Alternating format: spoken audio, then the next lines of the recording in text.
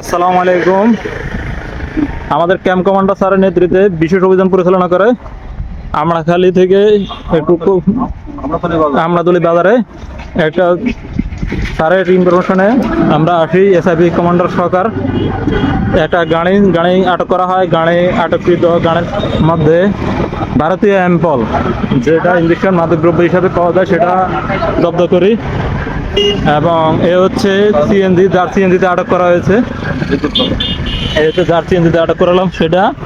আর হচ্ছে ভারতীয় মালটা যেটা আমরা আটক করছি, এই যে আটক করা মালের ভিডিও, এই যে এটা হচ্ছে মালটা।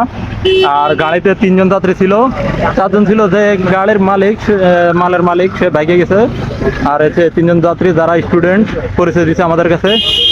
এখন তাদেরকে জিজ্ঞাসাবাদ করা হয়েছে, আমাদের ক্যাম্প কমান্ডার স্যার জিজ্ঞাসাবাদ করছে এবং সিএনজি ড্রাইভারকে ক্যাম্প কমান্ডার স্যার জিজ্ঞাসাবাদ করা হইতেছে মালের তথ্য কার কি আসে বিষয়।